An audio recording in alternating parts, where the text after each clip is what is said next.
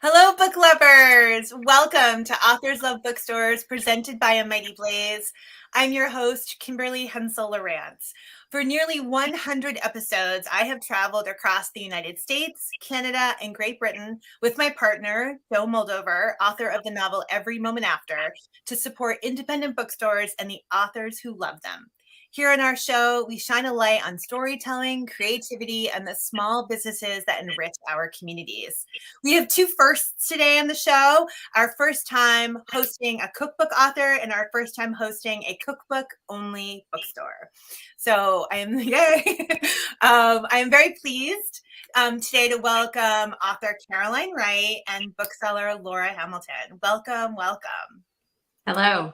Hi, thanks for having us. Yes, thank you. So happy you're here. So let me tell our audience a little bit about the two of you before we jump into our conversation. And I should say to our audience, if you have questions, please put them below the broadcast in a comment and we'll get to as many as we can later on. So first of all, Caroline Wright is a cookbook author, former food television producer, and veteran of Martha Stewart Omnimedia. Her recipes and articles appear regularly online and in national publications, including Bon Appetit, Food and Wine, Food Network, Every Day with Rachel Ray, The Kitchen, Food 52. The list is very, very long. Caroline is the author of a number of cookbooks. I actually lost count of how many cookbooks you've written. Four. Okay. Yeah. And they range from books about cakes, books about Spain, books about soup. They're all these wonderful kinds of food that we want to eat. And in each book, Caroline's passion for community and storytelling is woven through the recipes and the stories she tells. One of her more recent projects that we're going to talk about today came out last fall, and it's called Soup Club, 80 cozy recipes for creative plant-based soups and stews to share. And it's filled to the brim with amazing recipes that are deeply personal and tasty. And I want to add that in 2017, Caroline received a cancer diagnosis that shifted her focus to really on her health and her young family. And she authored a children's book called Lasting Love. And she lives in Seattle with her family. Welcome. Thank you. And then Laura Hamilton is the founder of Book Larder in Seattle, Washington, which is a bookstore focused on cookbooks and food writing. It opened in 2011, and it offers a collection of new and imported cookbooks to lovers of food and cooking in Seattle and beyond. The store has author events, cooking classes, food demonstrations. And am I right that you carry roughly 1,000 cookbooks in stock at any given time? That's probably about right. I think I need to have a better handle on that number, but I think that's about right. It's amazing. Welcome to both of you. So we're very, very happy to have you. Okay, Caroline. So first of all, we should say welcome back to A Mighty Blaze, because we had you on a couple of months ago. You were a guest on Blaze Baking with Rach, which is our baking show that's hosted by Rachel Levy-Lesser. Yes. And you were on to talk about your Little Bakers cookbook series. Yes. And I got to be the guest co-host. And yes, you were. It was so nice to meet you then too. Yes, and I loved our conversation. I actually went out and bought your cookbook for my nephew for Christmas. No way. That's awesome. I recommend it to anyone looking to help young children get engaged in the kitchen. But we were on the show. You talked about this bookstore in Seattle. I love it. Right. It's my happy place. I had to know more about it. I had to know more about it, and I had to have you back, and we had to have Laura. So here we are. That's why we're here today. So thank you to Rachel Levy-Lesser, I guess, for making this. And so when we were going back and forth about booking both of you on the show, this is what you said about Laura and the Book Larder. You said, "I love that place and all of the people involved." I do. And so it's my happy place. I told you. It's your happy place. So tell us, what is it about this bookstore that makes it your happy place? What makes it so special? Why do you love Book Larder so much? Well, firstly, it is full of cookbooks, which is just like so much fun. But really, it's the people. Laura, you have just the best people working there. Everyone's so kind and friendly and knowledgeable. I mean, I learn things every time I go in there, and they're so supportive of me. Actually, my soup club So I actually live very close to Book Larder. I mean, I like amble in there all the time. It really is like my personal community cookbook store. But, you know, for example, when I run this vegan soup club, and they first supported me by having me in for classes, which was so awesome and kind of nurtured that idea and had people like it gave me the opportunity to interface with like potential readers of a cookbook as I was imagining what that cookbook was like. So that was really exciting. And then now that my cookbook is like well out and very exciting, I've launched all of my books there too since I moved here. Yeah. And Laura, I was like, hey, I've got some time now on Saturdays. What if I did like a soup stand outside of the cookbook store, you know, like a lemonade stand, but selling soup instead to raise money and awareness for my cancer. She's like, yeah, I'm game. Let's do it. So it's like things like that where I can just like shoot off an email of like a weird idea I have, and people seem to want to help me out and like give me a place to do that, which I just am so grateful for. Okay, I have so many follow-up questions. I'm going to start with the soup stand. So, yes. Right, it's a physically a little stand outside the store, and you're selling soup. And I want to know what kind of soup and how much money have you raised so far? Well, so all the soups are from my cookbook soup club, the one that you mentioned. And again, they're all plant-based because those are the recipes for my club, and it's a vegan soup club. And I am raising that money. It's just a table. It's not like a booth, like, you know, Charlie Brown. I'm not Lucy and Charlie Brown or anything. It's a table with a tablecloth. It says soup stand. And I kind of just mostly heckle people who walk by, asking them if they want soup for cancer. And, you know, it's led to a lot of really amazing conversations. And also, like, I don't often get the opportunity to, like, actually stand in front of someone as they're eating my food, because it's been so long since I've had like a dinner party or something like that. Right. But it really feels that way, like in the street, which is just so cool. I've raised a few $100s and sold a lot of cookbooks, which is so fun. Excellent. Yeah. Wonderful. I love that you described it, because the visual I did have was Charlie Brown. Yeah, I was getting that. I don't have like a can with nickels in it. Laura, your bookstore sounds like such a special place. I mean, to have this sort of openness and flexibility to all these different ideas, and to support your authors with these creative soup moments, I guess. I had read, I'm just so curious about how you came to run this bookstore and to found your bookstore. I read an article that said you left a career in Microsoft. I did, yeah. To follow your passion for cooking. So tell us, how did you decide to make that leap?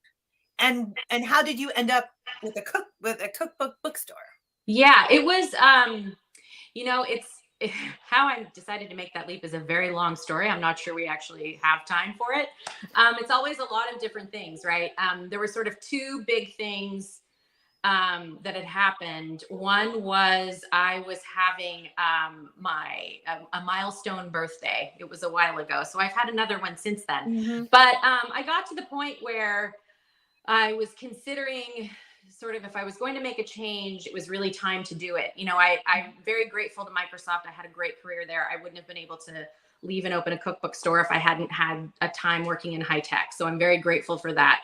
But it had never really connected. It was a job I was doing, and I didn't feel it was sort of very connected with what I loved. Mm-hmm. And my husband and I travel quite a lot. He's from the UK, and so we go back there regularly.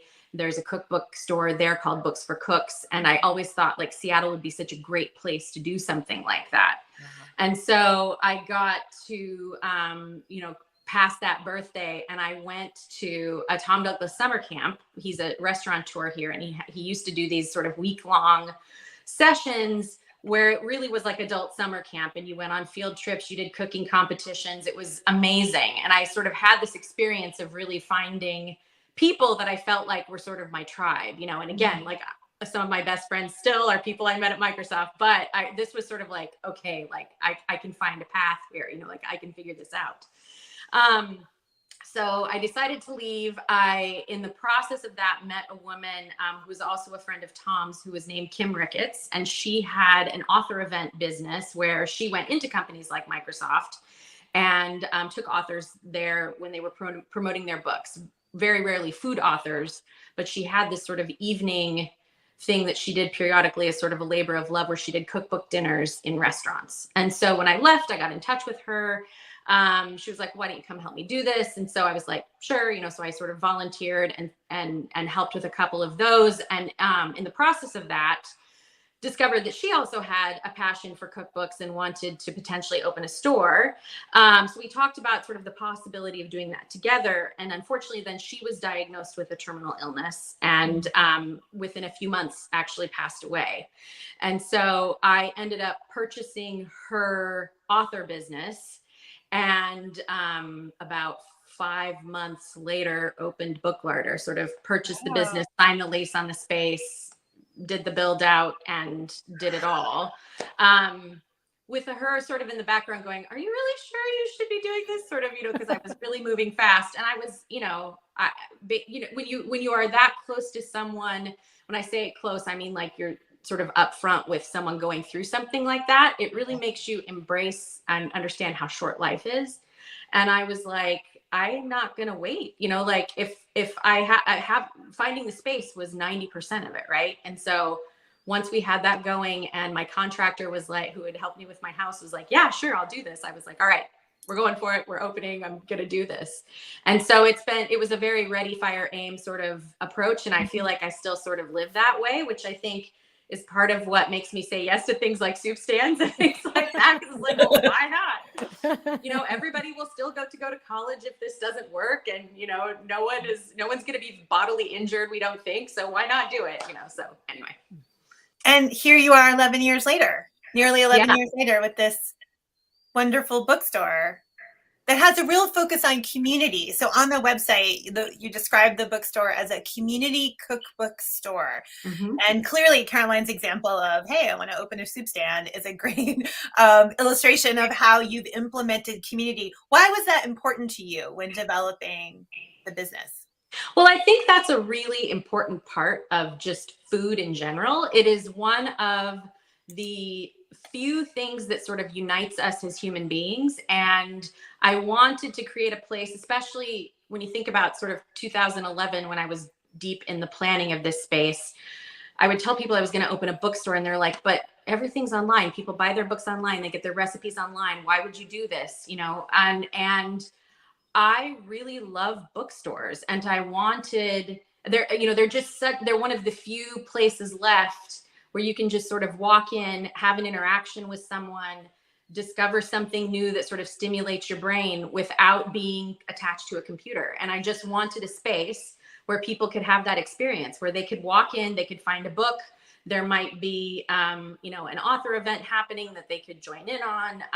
They can take cooking classes and expand their skills. And so just that element was just always extremely important to me. There's also this sense of cookbooks. I've been thinking about the way I am not a cook like you at all, Caroline, but I think about my relationship to my cookbooks is so different than my relationship to my other books. So my other books, my fiction books, they're like pristine. I don't dog ear anything. If I use a bookmark, it's very serious. But in my kitchen, my cookbooks are like stained and wrinkled and loved and used. And there's something about the experience. I don't think I'm alone in this, right? There's this experience with a cookbook that you cannot get from Google, right? Like you want to, because I mean, how many times do we need to check if the recipe says tablespoons or teaspoons? Like so many times, right?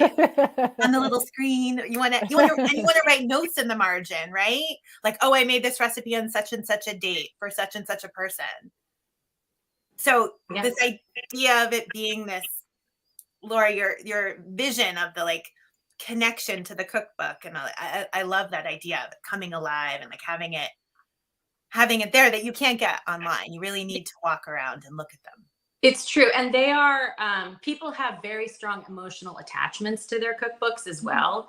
And in an age of so much going online in terms of like ebooks and that sort of thing, cookbooks as sort of a hard item, the sales have continued to grow over the entire time that the store has been open. And when we opened, there was a very prominent food writer, food business owner out giving talks about the death of the cookbook, and so, but this person still continues to write them as well. So, and so it is, I don't want to make it sound like, oh, I knew better, because that's definitely not the case. I think it's one of those things that, like, our books, whether they're cookbooks or as favorite novels or whatever, they are just such an important part of sort of our like human attachment to ideas in the real world. That sounds very lofty, but I really think they are. I have 2 Gen Z children who still, they read some things on their ebooks, but they still like physical books. Like they still want to read them.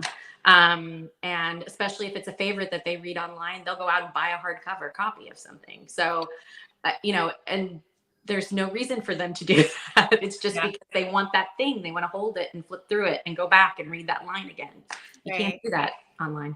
Cookbooks are also heirlooms. Do you view them like that? Like, I think about my brother and I have an ongoing battle over a cookbook that was my mother's. Like, I haven't won yet, but I'm not giving up. Like, he has it, I want it. Like, we've been arguing for years. And so I feel like, when we have my mother-in-law, like, gave my daughter one of her old cookbooks. And so there's this idea of like, oh, this was my grandmother's, or, oh, this was my mother's. And do you see that when people come in the store too? They talk about like, oh, my aunt had this, or my grandmother, or. Absolutely, yeah. And when we opened, we actually sold vintage and collectible books. We don't now. The pandemic sort of ended that, and we'll see if we bring it back. But yeah, oh, absolutely. And it's funny that you say that, because when I have authors sign books, I have this is part of my home collection behind me. And anyway, when I do take one home signed, I have them signed to my 2 kids. And I have this like vision of someday they will have like stacks of books and be like fighting over them. Which really I don't want to encourage, or they'll just be taking them all to Goodwill. I'm not really sure, but yeah. Well, one book which will definitely be fought over is Soup Club. So, see, that's a good segue there. Yes, nice. Myself. So, Caroline, tell us about this cookbook. It started as a Kickstarter? Yes, sort of. Well, so it basically, we talked about my cancer diagnosis, and Laura, and I walked in there when I had 41 staples in my head and was like, hey guys, this is what happened. So they were there for the whole thing. But no, really what happened was, I got sick, and then people brought me soup, like a crazy, ridiculous amount of soup for like 4 months.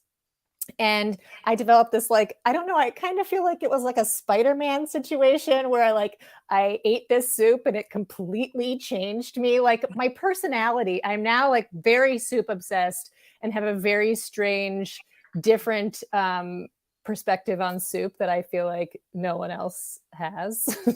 But so I saw this vision of wanting to do a soup book, but I wanted it to be completely different. Like I took it to my editors at the publishing houses I worked, so Workman and Clarkson Potter and stuff. And I had some lunches in New York about it. And I just saw like what they saw when I said soup book. They saw like a book with like a picture of a bowl of soup and a napkin and like page turn, repeat. And it was just too boring and not what I wanted it to be at all. And that's not how I see soup at all. So like got this whole idea and self-published this book with the help of my members, like all these like artists and funny Seattle crew, soup obsessed people. And we put together this cool book. And then Andrews McNeil picked up my independent version shortly after. So Laura and I were talking, and she was like actually even helping me when I was doing it in the independent route. She was advising me on like different pieces to keep in mind, and was just like helping me all through the process. But ultimately I was like, yeah, cool, I want to sell this thing. Yeah. And no, it was a good decision. And she supported me entirely along the way too. Like I said, I launched it there, and I haven't taught any classes yet throughout soup season, but I stay pretty busy. So soup stands are definitely going to be in the future, I think. When you say that you have a different view of soup than other people, what is your different view? How do you view soup differently? super emotional. I mean, What? like I really do believe, like, because I was sick and isolated and thinking about dying from brain cancer. So I was getting these bowls of soup from, like, these jars of soup from people. And in it, I could like imagine someone like firstly cooking for me, which, like, I'm a professional cook. That doesn't happen ever. Laura, you're a very good cook too. And this is what I hear, is that you like cook the most amazing. I won't let you get out of that one. But so just having someone cook for me was really powerful, but also like imagining when I was like eating, noticing their knife cuts and like imagining their kids pulling at their pant leg kind of thing, which to someone who's isolated from by cancer, it's a deeply healing thought. And so I just sort of developed this thinking that soup is not like just the story behind it, because soups are that your grandmother makes them, whatever, but also a mood and like a moment. And also bowls of soup look like vomit. So I didn't want that in my book at all. And my soup people, what's weird is my soup club and the book to a degree, it did come across in my book, my feeling, and it did actually connect with other people. And so people now, the people who cook those recipes, it's like, it's funny. They gather community, and they really are like, all my soup members have these like rituals surrounding soup. It's all really meaningful to them too. So, but I wouldn't have been able to do it the way that I did without Laura, for sure. It's true. You're very generous. No, it's true. I wouldn't say it if it wasn't true. I feel like I gave you some, I don't want to call it tough love, but like I gave you probably some things you didn't want to hear. And I was very like, ouch. No. I was asking real questions because I wanted real answers. Were. Do you think there's something about soup, about the time that's associated with soup? This idea that it takes a while to make a good pot of soup, and then sometimes it actually tastes better the next day or the day after. Like there's something about that sort of alchemy of time and love and just the energy that comes from other people. Like that also kind of fuels For what sure. you're talking about. Yeah. For sure. I also think it just like tastes better with other people. And I think soup is as comforting to make almost as it is to eat. And I'm spoiler, I'm going to make a sequel, and that's what the sequel is about, is people taking my book that Laura helped me make and have people's relationship to the book. The story of the first one was people's relationship in my soup club to the soup. Mm-hmm. Now it's people making all over the place, making soup from the book and having their relationship to the soup. Wonderful. We look forward to hearing about that. Yeah. I'll be launching it at Book Larder, don't worry. So Laura, we said at the top that there is about 1,000 different cookbooks, give or take. Yeah. So that's like a mind-blowing number to me. How do you decide which cookbooks to carry in the bookstore? Yeah, it's so interesting you say that. I mean, like we barely scratched the surface really of all the things that we could carry. We have about 800 square feet, so we have to make hard decisions. My favorite thing about independent bookstores is that sense of discovery. And so I like to carry books that I think are really good quality, sometimes by authors that may not be known as well. They might be cuisines that aren't as well explored in the US. And of course, we'll carry big best-selling books as well. But I sometimes laugh because, that New York Times bestseller list, maybe half the time our bestsellers sort of reflect what's on that New York Times list, because a lot of the time our bestsellers might be won by a local author or by a UK author who's just, building a name for themselves in the US or that sort of thing. So it's really, I mean, sometimes it's, it's like anything, it's like, we'll just see what happens. But yeah, I mean, like I said, I really try to help people find a voice, a cuisine, a point of view they just might not have otherwise discovered. Do you have people who come to the store? Would you say the majority of people who come to the store definitely know the cookbook they're looking for? Or do you have people who are just like, I need a cookbook for a gift, or I want to learn how to cook Italian, and they're just they need you to guide them? Yeah, it's all of those things. And that's one of the things sort of during the pandemic, we really boosted our website capabilities. So very often we will have people who just sort of walk in and out because they ordered something online and they're there to pick it up. But just as often we will have people who or more often, who just want to come in and browse, like really don't have anything particular in mind. They'll look around for a while and then they perhaps ask some questions, or they just, sit at the back counter where we have chairs set up and things like that with a stack of books and go through them for a while. We also have our neighborhood is full of young families and a lot of people who are in their first apartments. Mm-hmm. And so we will very often have, sort of 20 something new cooks come in who are like, well, I've been trying to find everything on websites, but it's not working. And I need help, like help me figure out, what kind of book should I use? And what should I be cooking? And those kinds of things. So that is things. I also think that is the reason why there needs to be a store. And that's the reason why the people who work for you are so amazing, is because I've witnessed it myself. But, people do go in there and they ask for advice, and the store is just beautiful to browse anyway. It's like where you want to live. But, that I think that's really important. You have to have the confidence from someone who says no, this is the actual book you need. Just get this one book and then you'll be started on but that you can't get that from the internet. You just can't. And this is a perfect segue into my question, which is, we're entering graduation season. We're entering the time of year when there's a lot of transition in people's lives, and there are people who are leaving college, opening up maybe to new cities. They're moving into their first apartments. What is the book that you recommend as the cookbook to have in your kitchen if you are a new cook kind of figuring things out on your own? What would be the go-to? You can say more than one, because I was going to say, because it really depends on the cook, right? It depends on what they want to eat and how much experience they have, and how much time they want to spend and that sort of thing. A book that came out in the past year that's been really popular and that I think is really well done for sort of a wide range of skill levels is Molly Baz's Cook This Book.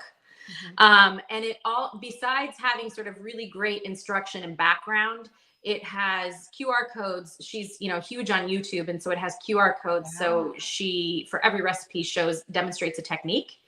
And I know that for younger audiences in particular, that's really helpful. And that's a natural way for them to learn and sort of go through a process like that.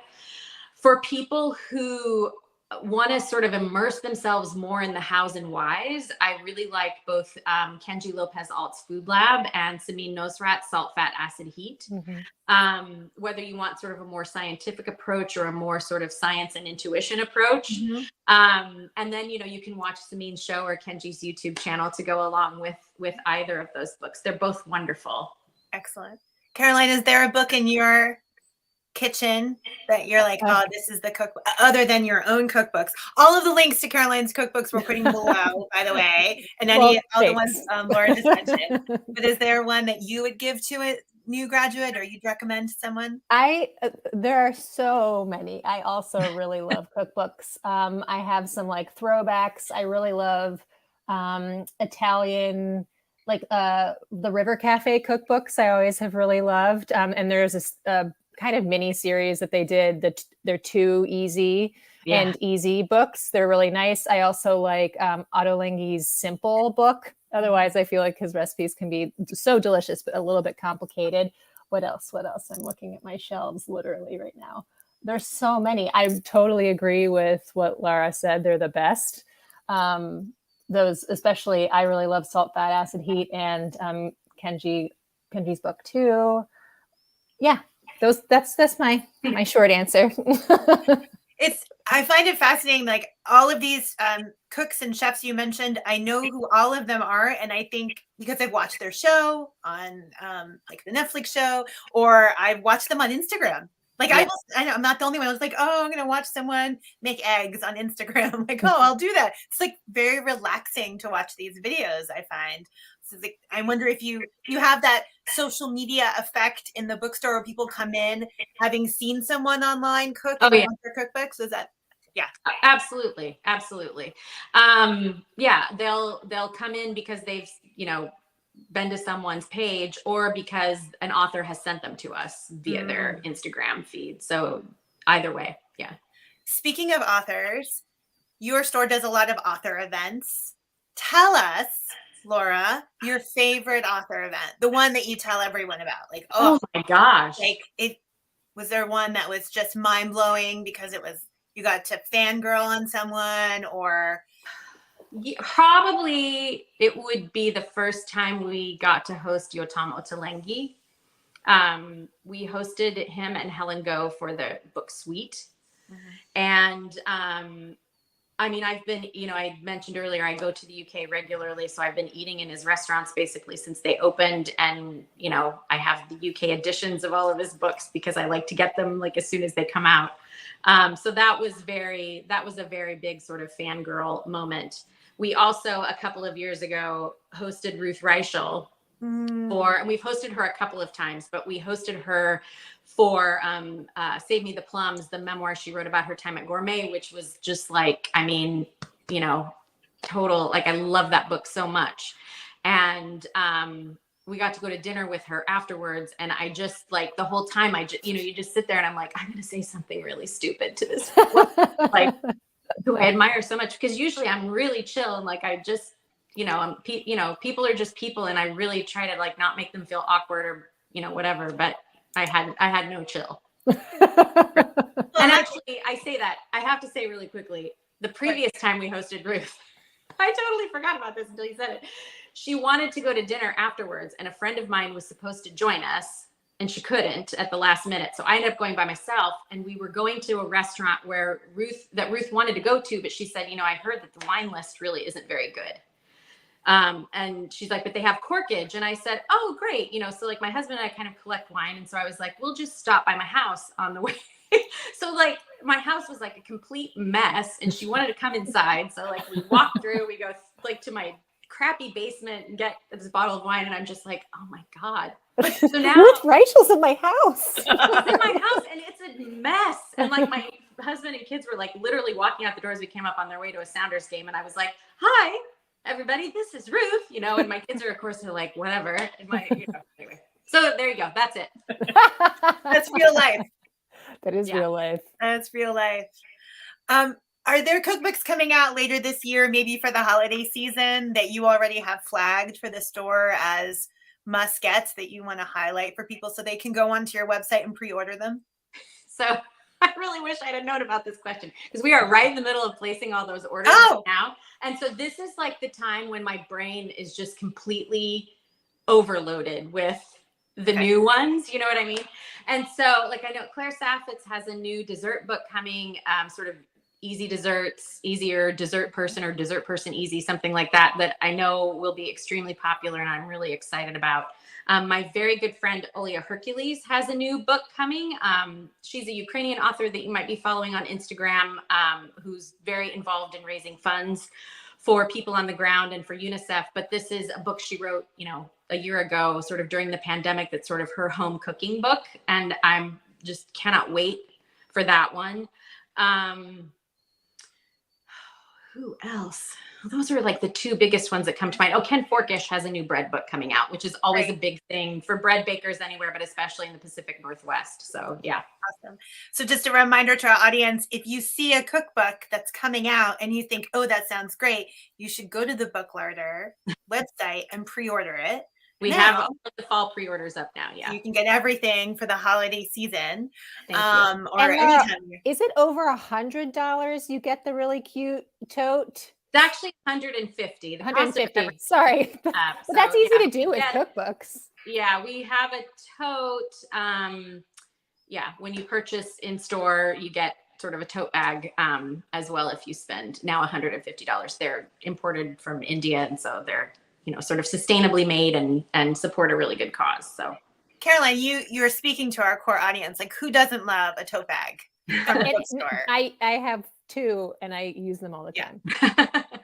We have an audience question, Laura. Let's see, I can put it up for you. It's from Margaret. She wants to know, does the store keep a list of local foodie places to try nearby? So when people come in, do you direct them to restaurants? When people come in, we will direct them for sure. We had something like that, and it just gets like really hard to maintain. And so definitely if you come in, or if you look, we're going to actually put up some things in our Instagram stories about like places we've gone and places we like and that sort of thing, because it's a little easier to manage from there. But yeah, if you come in, we definitely have recommendations for sure. Great. So again, we're putting links below to the website of the bookstore and everything that Laura is mentioning.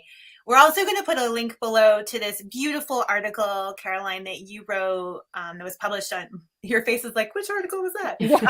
This beautiful article that you published on Food 52 about, it was called Birthday, because about the birthday cake. Yeah. So it's really beautiful. And it's a piece that you wrote about, I should let you explain it, but it's about your process of a recipe for a birthday cake. Mm-hmm. And examining sort of your experience of going through cancer treatment and being diagnosed. And I thought it was really, really very moving and beautiful. And you really contrast what it's like to have cancer and baking, which are like two diametrically, you said they're diametrically opposed. Cancer is enigmatic, unpredictable, and evokes fear. It's isolation and death, but baking is love done well. Baking is effort and care that manifests into the creation of edible beauty. It's community and the celebration of life. So are you, yeah. Yeah. The link is below. I want people to go check that out. And I wanted to know, I'm sorry. I said I love that piece. Thank you for it's really beautiful. Are you, and you mentioned before that you're working on a sequel to Soup Club. Yes. Are you also, is that your primary focus right now, is that book, or are there also projects that are percolating? Always I'm doing like 12 things at once, as Laura knows. It's hard to keep up even for me. Well, I have that series that I was on the podcast before, the Little Baker series. And I'm always cooking up new ideas that I'm sharing with my current and future editors. Just like writing and making a lot of soup and raising my 2 little kids and like being super present for it all. That's what my life is. It's just really great. Awesome. That's so good to hear.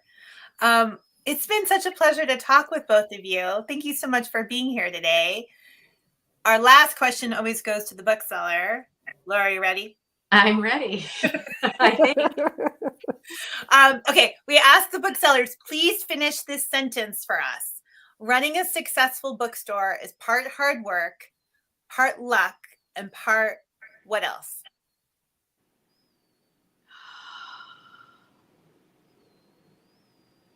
Having a really great team.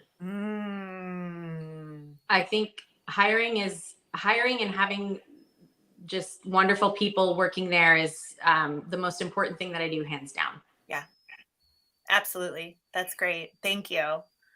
Thank you again, both of you. Thank you to our audience for being with us. If you liked today's show, and we hope that you did, please subscribe to A Mighty Blazes page on Facebook or Twitter or YouTube, so you can get notified about all of our events, or hop over to our website, amightyblaze.com, to sign up for our newsletter. It goes out every Monday and gives you the rundown of all of the interviews for the week. And join us next week for another episode of Authors Love Bookstores. And go to the Book Larder website below. Go to Caroline's website below to find out more about these wonderful women and the work that they're doing. And be well and keep reading. Thank you, everyone. Thank you so much.